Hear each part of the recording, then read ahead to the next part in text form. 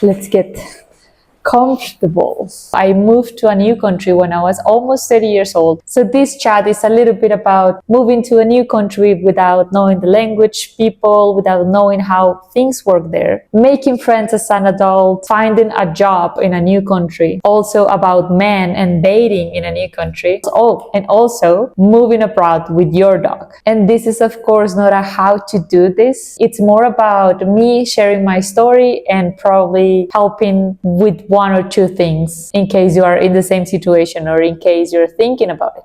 So let's start about, I put the water really far away from me. The decision of moving to a new country.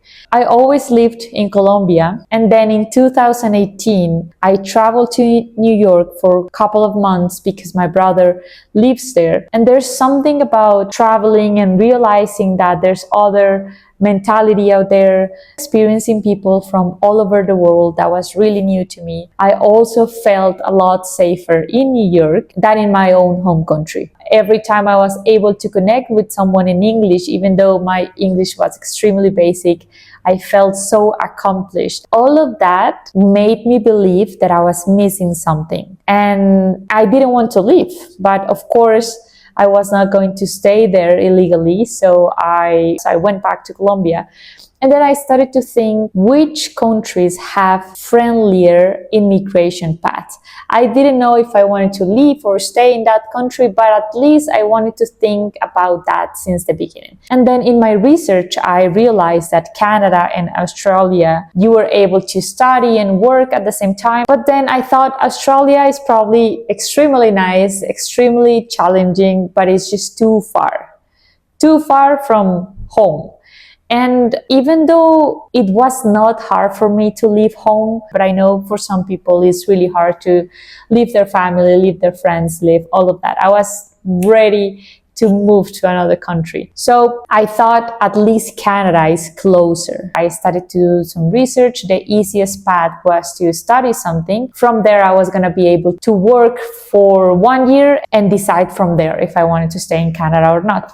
So I needed to start saving money. Also, my parents, they were able to help me a little bit. And Canada just became the goal. I didn't have a dog when I started to do all of that, but I ended up moving to Canada with a dog. I'm going to tell you why.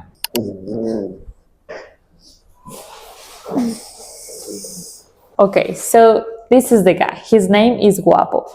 So I had to move to Canada with this dog because my brother, the one who lives in New York, he wanted to get a dog in Colombia and then take him to the United States with him. So he did all of that. He traveled to Colombia. I was still living there. I felt that I was almost like 1 year before I moved to Canada. He got the dog, but then the dog needed to be at least 3 months old in order to travel. So he asked me to take care of him while we waited for the 3-month-old period. So when he was in the States again, he realized that he was not going to be able to bring the dog to the States, at least for 1 year. By the time Guapo was 8 months old, he told me, you know what? I'm just gonna find a family for him. And you know, he's just such a nice guy. I like him. It's getting warm in here.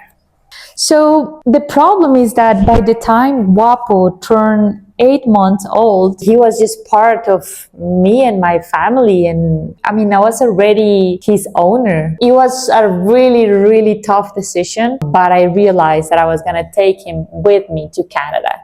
So that added another level of difficulty. Bringing a dog with you as a newcomer to a new country. Think about vet bills, think about the vaccines, think about finding a place that is pet friendly. All the paperwork is just a lot of work on top of all the work that you already have to do. If I knew how hard it was going to be to take care of Guapo in Canada, I probably would have never taken him with me, but that would have probably been the biggest mistake of my life. And also, I'm gonna tell you why later. So I basically moved to Canada.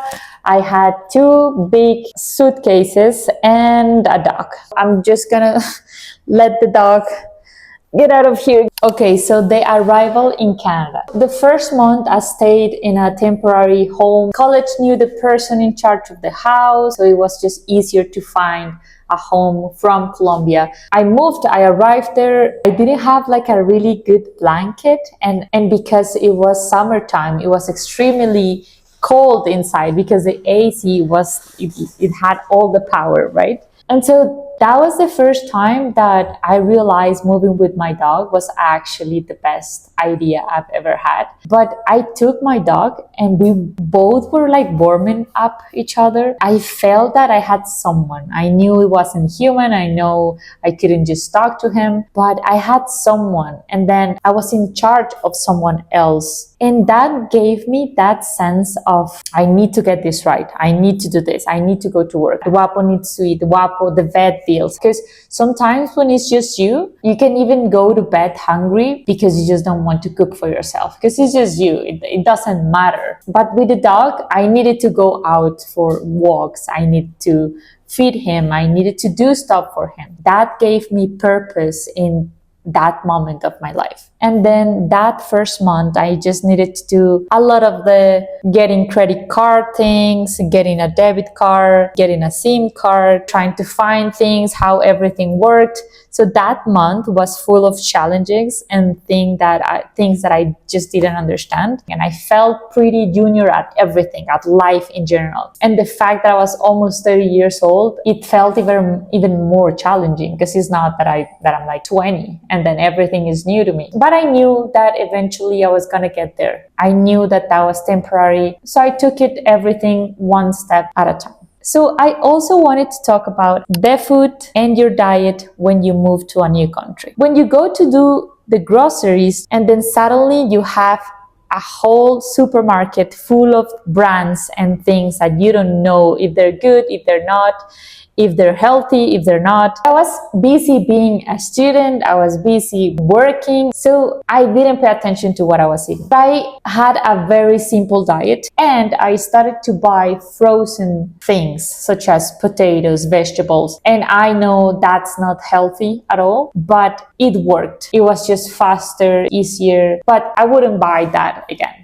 I feel that portion, the food and the diet, would have helped me so much emotionally because you are what you eat. I would actually take the time to buy the right things, to do the research. Now with ChatGPT, everything is just so much easier. So I would have done better in that area. And now I wanted to talk about the language struggle. As you can tell, English is not my first language. I still make a lot of mistakes. So this was the situation back then. I was able to understand 70% of what people were saying to me, but I was able to talk 30% of what I was thinking. That was a tough position because not understanding 30% of what people are trying to tell you when you're trying to find a job, get a credit card, get a SIM card, it can affect you. You can miss a lot of things. And also not being able to communicate, to fully develop an idea because you just don't have the vocabulary for that. Not being able to connect with people because you cannot show your whole personality if you can talk only 30% of the things that are going through your mind because you just have basic English. So as you can imagine, I felt stupid multiple times. I didn't feel that I was 30 years old, trying to understand people, trying to make people understand me. I didn't feel myself when I was talking to people. I just couldn't feel myself. For me, humor, sarcasm, making jokes about things, that's the way I connect with people. And I didn't realize that connect with people with humor can be done if you have an advanced level of English. I didn't feel that I was having meaningful conversations with anybody for a really long period of time. And then I also felt that people were tired of trying to understand what I was saying. That they were like waiting for me to, can you finish that sentence? That I have to go somewhere else. But I realized that was in my mind. People were not feeling that way. Maybe some of them did because I was just taking too long to finish my joke that was not funny anymore because it was just taking too much time. But at some point I felt that I just didn't want to talk because I didn't want to bother other people. I didn't want to waste other people's time. But then the more I got to experience Canada, the more I got to meet different people from other places, I realized that English was not their first language either. Most of those thoughts about people getting tired of trying to understand me, they were just not right. People were not feeling like that. They were actually trying to understand me without, like, clock is ticking. Okay, but I have one rule with this. For the first year, I was not going to find Spanish speakers as friends, as roommates, because I feel that that's something that a lot of people do when they move to a new country. They oftentimes find their bubble. For example, if I'm from Colombia, what a lot of people would do is that they would find a group of friends that are also from Colombia. So I've seen people spending years in other countries without actually getting better with the language. And that's such a waste of time and of the experience, because you need to learn the language. You need to be able to communicate with the people that are from Canada as well, I wanted to explore different bubbles. I wanted to explore different people from other countries, and I was not going to be able to do that speaking in Spanish. So for the first year, I found a really nice long-term home. They actually decided to go with me for the room because I had the dog, which actually I didn't thought. I thought it was more like a problem, but for them it's like, oh, she has a dog. Yes, I want a dog in the house. And they were Irish, they were lovely. I've heard so many bad stories about people having really, really bad roommates, but I feel that I always had this roommate luck. Everyone was just so easy to get along. They were teaching me English. They were so nice with the dog. They were extremely clean. That was probably the best experience. So for 1 year, we lived in one house with 3 rooms with the dog. I felt at home without speaking Spanish, without them being Colombian, without them having the same taste in food, music, or anything like that. So that was a win for sure. And now I wanted to talk about men. I promised myself that I was not going to do dating for 1 year. I was extremely single for that year. But if you think about it, you already have so many things on your plate, but like a lot of things on your plate. And then I think I need stability. I need to find my own friends, find a job in architecture because I'm an architect. I need to be able to make a life for myself before I meet someone else. So you know how relationships can go. Some days you can feel the happiest person in the world, and then the next one, depending on what the other person does, it can make you feel really, really dark. So I thought, it's not smart to be dating right now and adding a level of difficulty to this year that is going to be already difficult. So I didn't date for an entire year, and I was okay with that. And then there's a plot twist with that, which I'm going to tell you at the end of the video, because I want to go in order. So that takes me to the making friends part of this journey. Making friends as an adult, it's hard.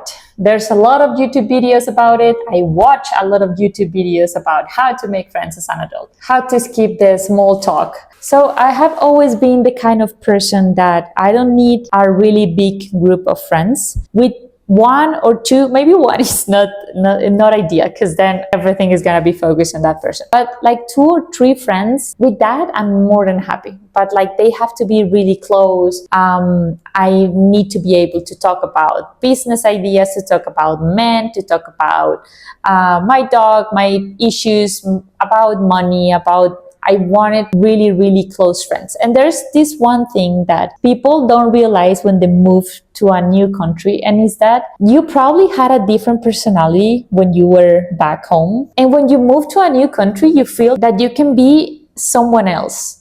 And not someone else in a sense that you want to fake being someone else, but there's like a barrier of being different when you're at home. But when you move to a new country, it's like you just don't care. You can do whatever. I didn't have that outgoing personality. But when I got to Canada, I thought like that's not who I am anymore. I can be that outgoing person. I can be someone who likes to dance now. I can teach salsa to my Canadian friends that do not know a thing, and they're gonna think that I dance salsa like a pro. So when I was working as a server, the mood in the restaurants is just different. Everything is more playful. You make jokes with people. So I felt that it was easier to connect with other servers, with other people. But when I got into the corporate world, it doesn't allow you to bring your personality to the table. So everyone is pretty much putting like the serious face because you're at work.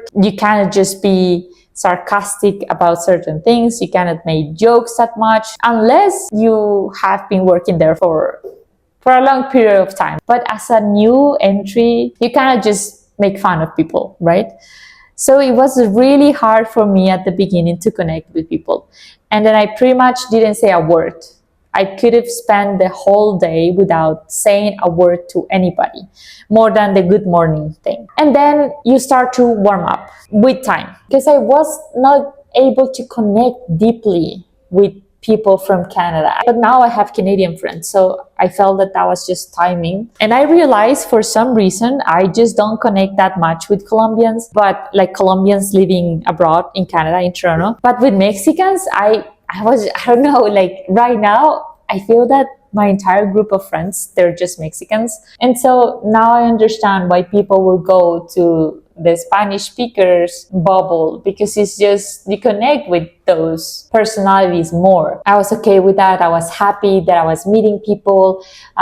Those people brought me to more people. The goal of making friends as an adult was like checked. I was able to make friends as an adult. I went to Facebook groups, events, downloaded Bumble for friends. And yeah, I started just to go to events, to be uncomfortable, to be there by myself, like waiting for someone to talk to me or just going to talk to someone. And then a lot of uncomfortable moments, but that is what brings you to a better state. Okay, now let's talk about the career journey. After I graduated from the 1-year program I was doing at a college in Canada, I needed to find a job in architecture. The problem with that is that a lot of those companies, they want you to have Canadian experience, but it's usually like that, the chicken or the egg problem, that how I'm supposed to have Canadian experience if you're not allowing me to work. But I found that there are certain companies that they would hire newcomers with a lower salary. And I didn't see that as a bad thing. I thought this is a win-win because they have to teach you a lot of things, but they're paying you a low salary compared to other companies. So I thought, this is great. I just need to start. I just need to enter the Canadian corporate world. And that's what I did. So when I was about to graduate from this college degree, 4 months before, I started to look for a job. I started to go to interviews. By the time that I graduated, 2 days later, I started my first job. So I stayed there for 1 year, and then once I turned 1 year in that company, I started to look for another job. Because I already had 1 year of Canadian experience, I had options now. And I found my second job in Canada, and that was actually a really, really, really good job. It was really close to where I was living. Also, the salary went 30% more than the salary I had before.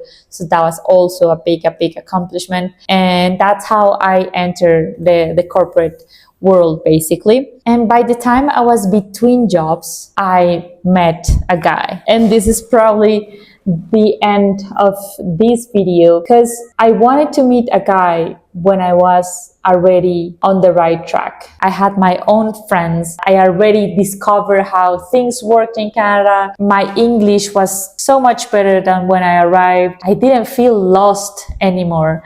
I didn't feel that I don't belong here anymore. And then I had a pretty good job. I had my own money. I had things to bring to the table, So I was also looking for someone who was also bringing things to our table. So when I met this person, we were two souls that already had their own thing going on. And the craziest part is I was not on dating apps. I just met this guy because I met a group of friends, and then he happened to be there. Met this guy at the right time, and then the plot twist of this is that we're gonna get married in April. So if I go back to what I imagined moving to a new country was going to be, it's 100 times better than what I thought it was going to be. Moving to Canada was the best decision I've ever made, and I think that I had to go through a lot of challenges, language barriers, not having friends, not knowing anybody in case something happened to me, paying the vet bills that are extremely expensive in Canada, not knowing how I'm going to pay for all of that. You accomplish something every day because you're exposing yourself to something new almost every day. So I feel that this person can accomplish anything now. And then I feel that the mindset that I was able to build when I moved to North America is now so full of possibilities, full of unimaginable things that I never thought were possible in Colombia. And then I am now pursuing almost like a digital nomad life. I also now have the mindset of finding valuable people that I can talk to about business, about growing, about all of that just moves me so much. But I don't think I thought that way or I felt that way when I was in Colombia. I feel that my expectations of life were here, and now I moved to a new country full of possibilities, and my expectations of life are like up to the roof. Moving to a new country, it's always a yes. It's going to bring you a lot of new experiences, a new people. So always say yes to the change. Always say yes to being uncomfortable. There's no other way to grow. See you next time.